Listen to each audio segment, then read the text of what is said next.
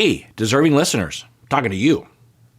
You, listening person who is deserving of love and taking care of yourself. Let's watch. Honestly, it's inevitable. Like, people are going to talk about the people they know on the show and things like that. I'm just like confused as to why it's such a big deal for her. And obviously I know I've grown as a person too since this was a thing. I know who I am as a person. The people that know me and care for me, like, they know me. All right, interesting phrase that he used, that he's grown as a person. So maybe he regrets what he did? Or, so if I was to take a guess, if he were to be honest, he would say, yeah, there were some things or one thing that I did or participated in that was immature and not okay. But it was not even close to the way that the TikTok woman is referring to. But it was something I would not do today, and I've grown as a person. I was young and stupid, and I don't know what to say. I'm guessing that would be something he would say. Just a total speculation there. That wouldn't excuse someone, depending on what it was. It wouldn't be necessarily a slam dunk indication that he has moved on or changed, but the way that he's saying it, it kind of sounds like that. I don't know. I feel like I need something to grab onto, and there's so little. So I'm just making up stories and grabbing onto those. For people that don't know me, giving them this opinion about me before I even have a chance to, like, show them who I am. Yeah. But literally the only thing that, like, is in my head or that I'm worried about is us and it affecting, like, how you view me. It's like, I don't want this to be something that's hovering over us, affecting our, like, growth in our relationship to the point where we get to the wedding. And we don't know. We could use this as a jumping off point, that I would say if someone was in a situation like this, no one's going to, or very few people are going to be on a reality TV show in which someone posts something like that. So there are analogous situations for us if you're in a relationship and you're 6 months in and someone comes to you and says, I knew someone that dated that guy, and let me tell you, and what do you do with that information? Who do you believe? How do you figure it out? Because, a lot hangs in the balance. And I suppose one thing that could be done is to have a conversation and to ask Ben. I'm just trying to think, if I were Sarah, I would ask Ben, I'm really sorry, but I'm going to have to hear everything. The things that were said in that video, I don't know, but a lot hinges on what actually happened and how you feel about it. And if you did something bad and you've changed, then that's different than you did something bad and you haven't changed, right? It doesn't mean that it doesn't affect things, but I am curious. So if you don't mind, if you could really fill me in on all the data, and also if you could maybe take a guess. And I feel like I want to reach out to this woman, if that's okay with you, but I feel like I have to, and just hear her side of the story. I'm not going to believe necessarily everything that she says, but for me, a lot hinges on this fact, on what happened, because I need to know what kind of person you are, and I'm prone to believing you and trusting you.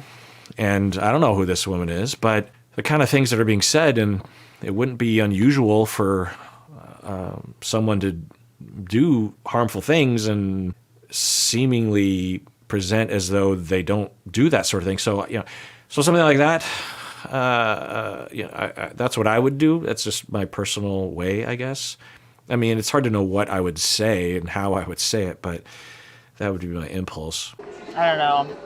I'm just like, I feel I'm very like protective and like of myself, but also like of you, and like not discrediting her. Obviously it hurt her, but it would be different if it was like just before. Yeah, I agree. I met you. I agree. So that's the other thing that bothers me about this, is such an insignificant. So she's in a similar place, but it looks like she's digested a lot of it and is trying to have a sort of a bigger picture view of the situation. And well, maybe it'll just be for her like, hey, I really like Ben and I can't really know So I'll just add this question mark to a lot of question marks that can really only be answered over the long term. But when I hear the whole thing and when I really reference everything that I know about Ben, because Sarah would know Ben a lot better than we would, probably a lot better than the woman on TikTok would know him too, right? Potentially, I don't know. Then Sarah could conclude, maybe he did do some bad things, and I could imagine what that was, but I do think he's changed, and no one's perfect. I don't know. I don't know what Sarah, but I would, given Sarah's approach here, she's saying, I don't want to discount her. And I really want to know what she means by that, because there's a world in which you gather data, and enough indications of truthfulness in which you would absolutely not discount the woman. In fact, you might even think, whoa, you're not even describing really what this guy did. You're downplaying it on some level. Who knows? There's also a world in which you look into it and data is given and you absolutely, quote unquote, discount that woman. So to just say, I don't want to discount her or I'm not going to without data is, I don't know. That's just me. I would want the data, and I would be worried that I wouldn't get enough, but I certainly just wouldn't say I'm not going to discount her, and I now am just left in my own head trying to figure this out. And I've said this before, that the show is based on this notion or this format that means that people have to be very quick in terms of determining whether or not they want to marry someone and be with them the rest of their life. Now, divorce is a thing. If you avoid having kids for a while, you put that off, then you have a buffer zone before any major consequences occur. And you can get divorced with kids too. It's not the end of the world. It's not ideal, but it's not the end of the world. So, maybe you just have to make the best sort of guess as you can. Significant moment in my history so long ago that I didn't even think to bring it up. I know. But yeah, I don't know. It's just a bummer. Us talking in the pods, no distractions, literally just us. Yeah. And then classic when we do come back to the. Okay, I will say that the way that she said, I know, feels like Sarah is on board with him. It seems that way to me. Something from my past. We don't remember every date we've ever been on, kind of thing. Yeah, it could be anything. Yeah. Even something literally made up. It's like, how do we protect ourselves? Mm-hmm. We are human. Yeah. Everyone is human. There's always going to be something that we're not proud of. Yeah. I think Sarah's thinking out loud, and I can relate very much to the way she's thinking out loud. But again, I would also just want more data, and at least from watching the edit, I would want more data in line with what I was wondering about before. And I don't know. I don't know what to think. Oh, I was going to say that it's possible that for some of these couples, they would have been fine together and they were mature and differentiated enough and empathetic enough that things would have worked out. But given with the way social media can operate, it's possible that a false wrench or a very exaggerated wrench would be thrown into the gears and would throw a couple off, even though it wouldn't make sense to do that. And, because earlier when I was talking about all that other stuff, I was basically leading up to the worry that there's a world in which they actually are a good couple and they are good enough people, maybe with some problems in their past that are not good, but are the sort of normal problems that people will exhibit in the past. And that, it would make sense for them to say, there's just that 1% that I just don't know. So, hey, let's date after and let's not go to the altar and let's not put our families through that. I still want to date you. And I worry that because they didn't actually do the format, it would just fall apart because it wasn't following the format and it felt like it was a substandard relationship. That would be heartbreaking. I fell in love with you for your heart today. Yeah, I appreciate you. And it's not easy, but I love you. I love you too. and I'm excited. I just like want our wedding to be like amazing. I want it to reflect us as people. Yeah. It's just gonna be a night that we'll remember forever. And I guess as a viewer, I would have a lot more confidence if Ben were to say something like, look, I don't want to throw anyone under the bus. I'm not going to talk about anyone in particular, but I will say that when I was younger and I was in college, I had a problem with either toxic masculinity or trying to impress my friends, or I was immature, or I was insecure, or I was running around with maybe not the most positive, healthy group of guys, or I was drinking too much, or I don't know, I was listening to the wrong podcast or something. And I don't know for sure what this woman is talking about, but it's quite possible that I did something that I wouldn't say would warrant the way she's describing it, but I absolutely regret it and feel bad about it. And to tell you the truth, I haven't really given it much thought because it's in the past, and I don't know, I guess I don't want to face it, and I'm still trying to process it. And it could be something like this that I did. I do remember these sorts of things happening, not to her, but I do remember some of my friends saying these kinds of things, and I don't think I participated in it, but I might have. I'm not talking about like sexual assault or anything. That would be pretty discreet in terms of there would be no nuance there, right? But in terms of posting things that are objectifying to people, or ghosting someone, or not being kind during a breakup, or getting together with someone and not being clear about what the relationship was, and then she shows up at a bar or a party and sees you making out with someone else, and in the moment you're just like, well, I never said we were boyfriend girlfriend, but if you thought about it, well, it's not unreasonable for someone to have thought that maybe that would happen, and that stuff happens. It doesn't mean you're a psychopath or that you're purposely manipulating. It's not good, but it's a problem, and it's something that unfortunately can happen just in the chaos of life, but also when you have societal influences of toxic masculinity in particular subgroups within culture. Anyway, so I would personally, as a citizen watching the show, and I guess as a therapist, would feel much more confident about this couple if he said even just 5% something in that direction. But typical to him, he is not going into detail on camera. It seems like he's not really going into detail behind the scenes as well. For sure.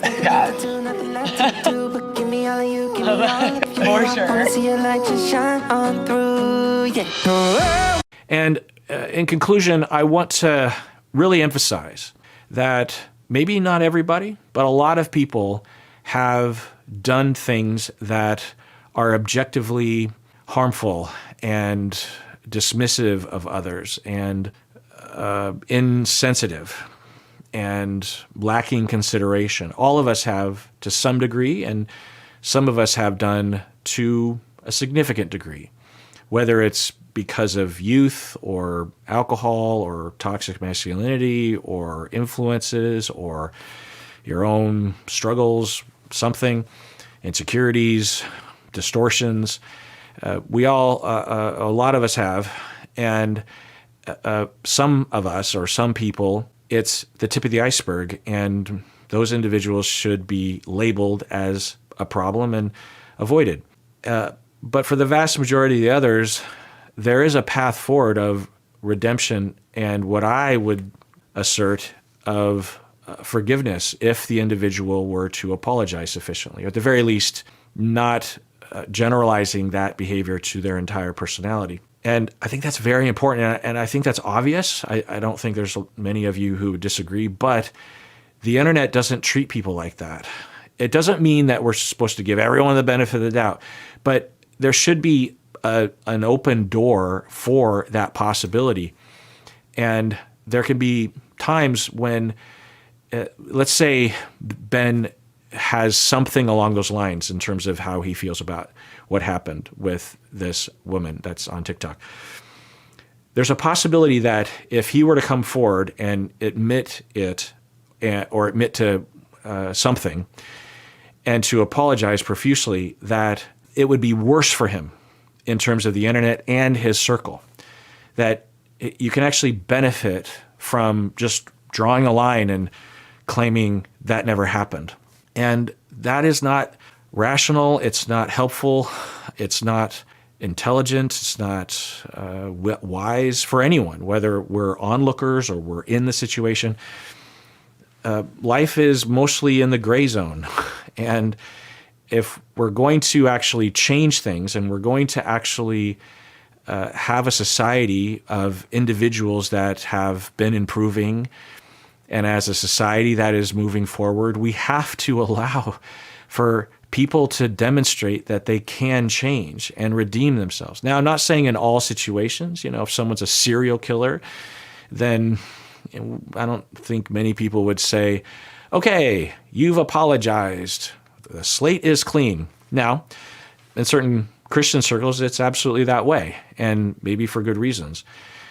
So I'm not saying that's absurd. There are people, even family members of victims of a murder, will forgive the murderer if the murderer were to apologize sufficiently, or sometimes when the murderer hasn't apologized at all because it's considered the right thing to do, the spiritual Christian right thing to do to apologize. It's complicated. And there's a difference between forgiving someone from afar or having an understanding, empathy about where someone's coming from. There's a difference between that and like marrying someone, for example.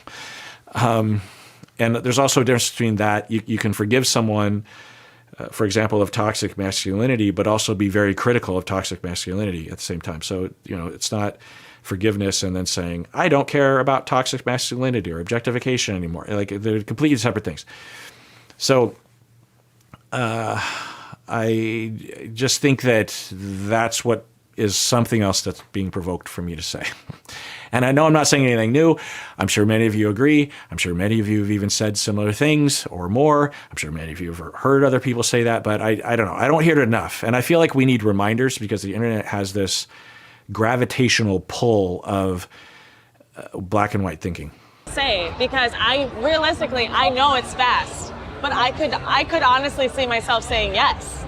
I see that you have a strong connection, but I caution you, as your sister, it just is not real right now.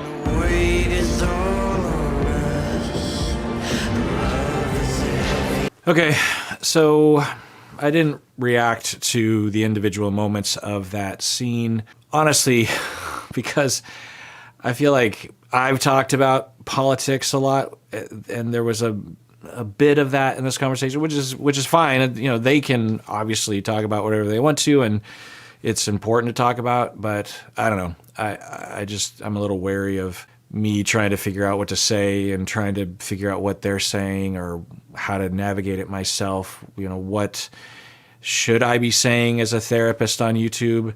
And so there's that. What I will say in summary is that I wasn't a big fan of the way that Sarah's sister and her sister's partner were reacting to Sarah. I'll say this again, and I've said it with any family member, that of course they should be worried and skeptical of a marriage proposal or an upcoming wedding in 2 weeks with their family member who they love, and their family member met this person a few weeks ago or a month ago, and there's a reality television situation happening with like cameras and influence of producers and just the whole thing. So of course, there should be that skepticism, but I think, there's a line between being skeptical of something that could be a problem and something that you don't really understand, and also just allowing people to have their own journey and their own agency and their own life. And we saw a very edited conversation, but from the edit, I felt bad for Sarah. She really was in this mode of trying to prove herself to her sister and her sister's partner, which I don't think is fair. And it was hard to watch. I mean, for Sarah, she's trying to convince, and she's saying all these really nice things about Ben. And I'm thinking, well, no one knows if Ben is really like that, right? Particularly given, I guess, some of the things that have happened. I mean, Sarah would know better than us, of course, and better than a lot of people, but Sarah couldn't really know, and no one can know, right? But I don't know. It was encouraging, though, to hear Sarah talk about Ben's goodness, his consideration, his considerateness, and his care and his generosity. That she didn't use those words, but essentially words kind of in that category. So that was encouraging.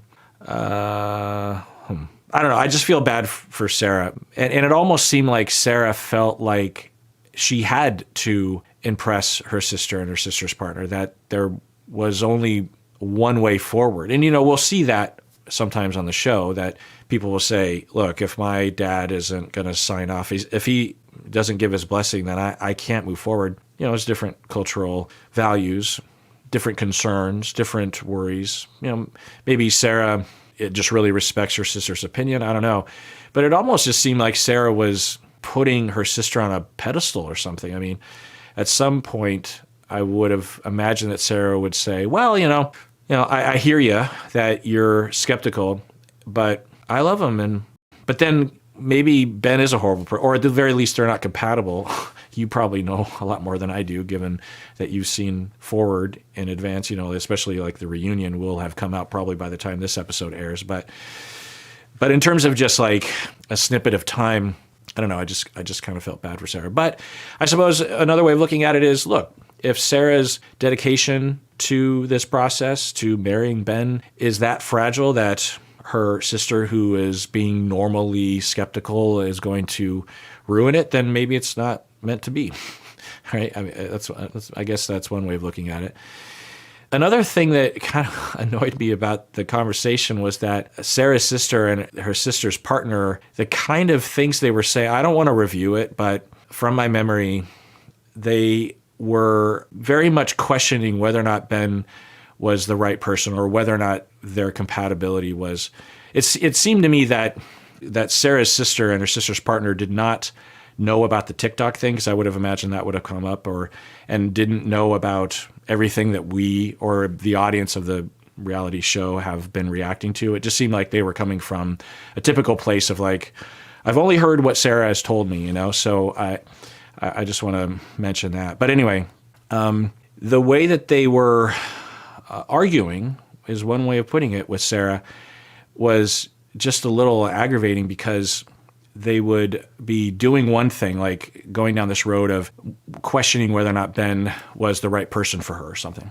And then when Sarah would say, oh, well, let me try to belay that fear and tell you about Ben. And so she's starting to say nice things about Ben and their connection and stuff. And then one of them said, we're not concerned about Ben. We're just concerned about you. And I'm thinking, huh? And then their follow-up to that was confusing. Because what does that mean? You're just concerned about me. Meaning the message was, we don't want to hear you talk about Ben. So stop that, or something. And I'm thinking, well, then what is the interrogation exactly?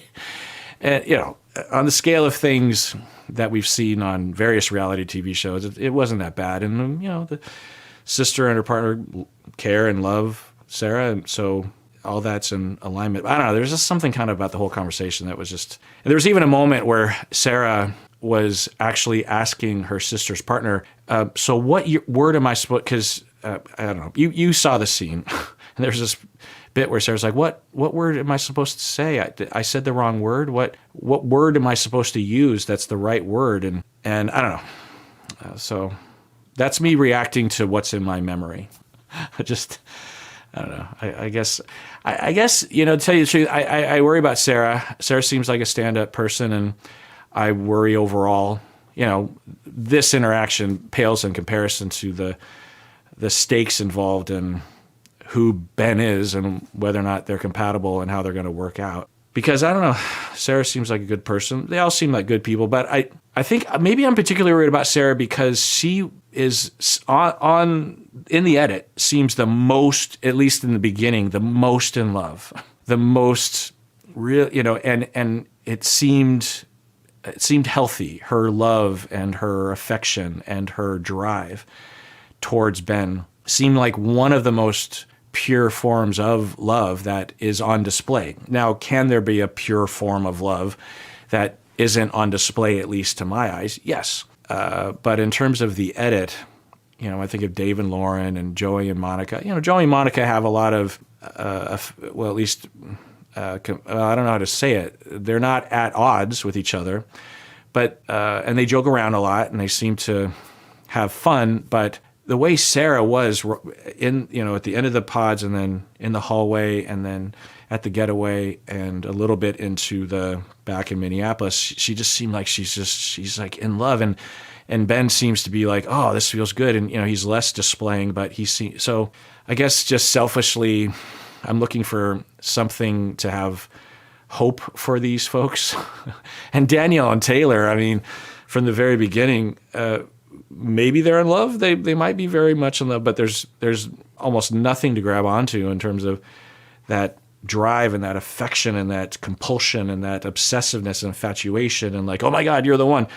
There's none of that. And Daniel, I guess you could argue, is having that towards Taylor, kind of, at least in comparison to Taylor.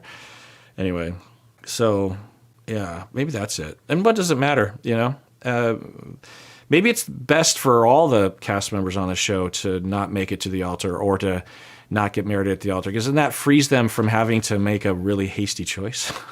I don't know. What do you think? All right. Well, I want to thank you for subscribing to the YouTube channel, our YouTube channel, Psychology in Seattle. I don't know why I'm saying, right?